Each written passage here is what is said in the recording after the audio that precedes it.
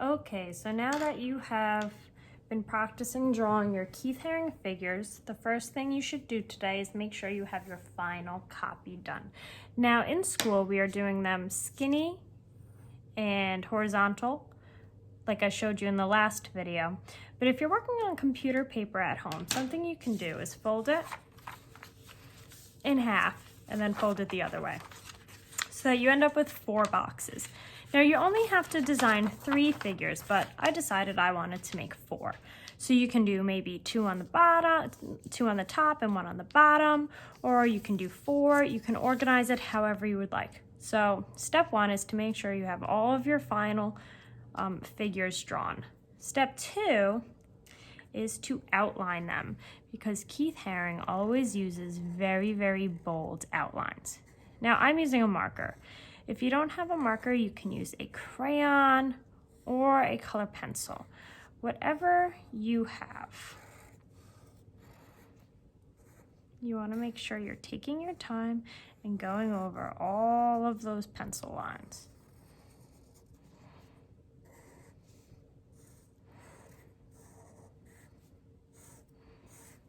You want to make sure you also have some expression lines.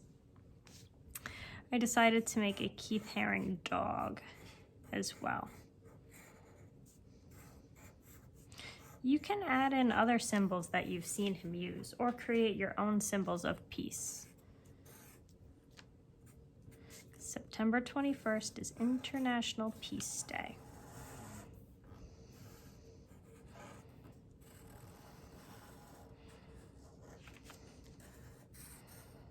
Remember, you can draw using your eyes and draw what you see, or you can also use the stick figure method.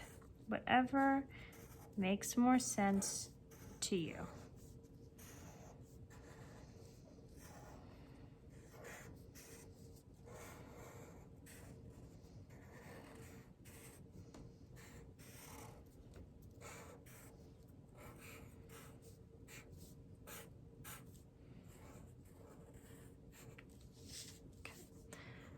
One more.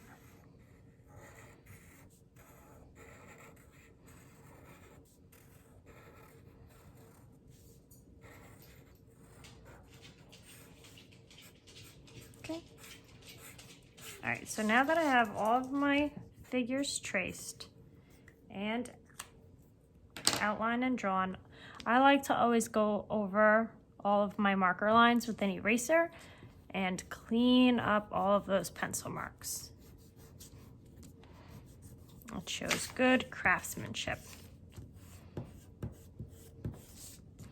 So I don't want to see them when I'm coloring it in.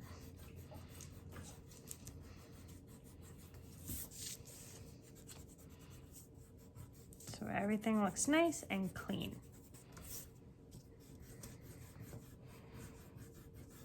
But you never want to start with a marker in case you make a mistake. You cannot erase it. Okay. So now you are ready to add color.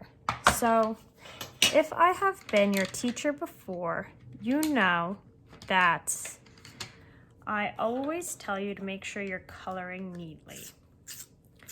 For this project, we want to make sure everything looks solid, because Keith Haring uses solid colors, and it looks very neat. So I don't want to see this. We do not do that, right? So here's what I want you to try.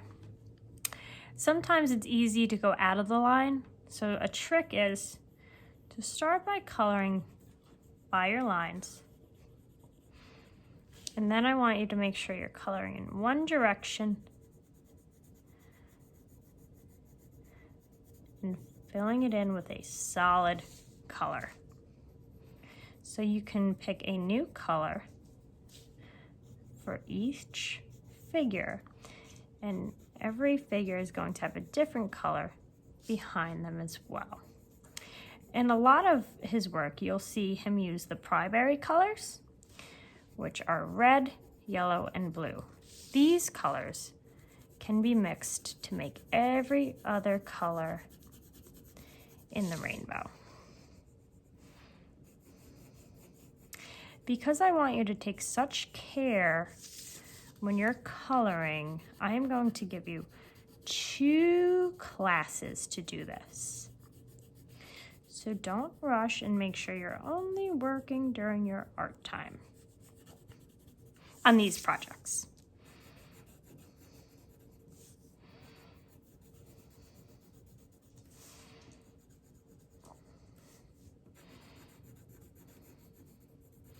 So as you can see, I have no white spots and my Keith Haring figure is totally colored in. Now, if I want it to be even more solid, I can go over my whole figure again and give him a second coat of color. So if you're using crayon, that's great. I'm using colored pencil if you have it. You can also use marker, but if you're using marker, it's very important that you're only going in one direction. Marker gives you the most solid look, but it's also very easy for marker to become messy. So really take your time if you are using a marker and make sure you are going in one direction for everything that you are coloring. I want to make my dog the same color in this box.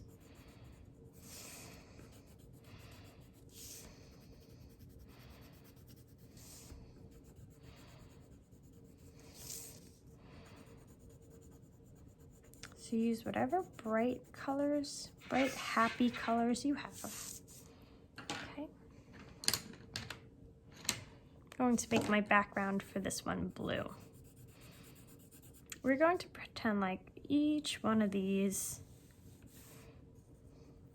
is in their own room, and they all get their own color scheme.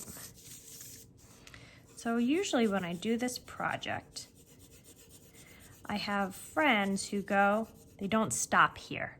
They color over all of that nice coloring you just did for your Keith Haring person. You do not want to color through them. You want to go very slow and color around them.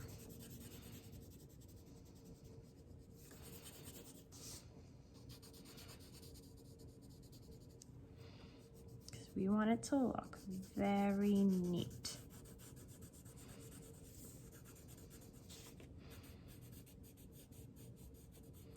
Sometimes you'll notice I use the side of my color pencil. I don't color on the tip. If you use the side, you can cover a bigger area.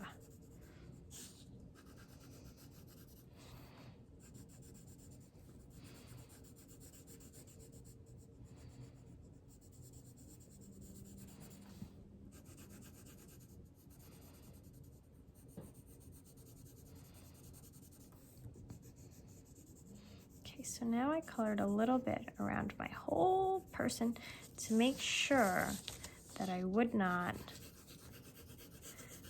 color over him or her. Make sure my pencil's sharp enough.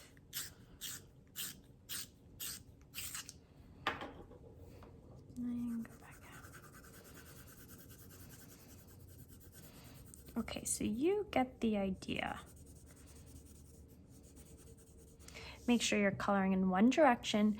You can lightly outline the area of where you're going to color before you fill it in. Don't color over your people. Take your time. Use solid colors because we're really focusing on our craftsmanship. Okay? Email me if you have any questions.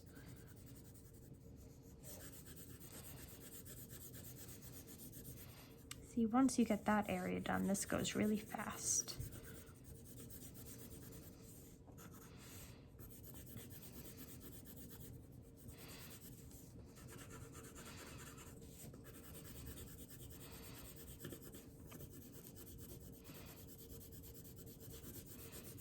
All right, good luck.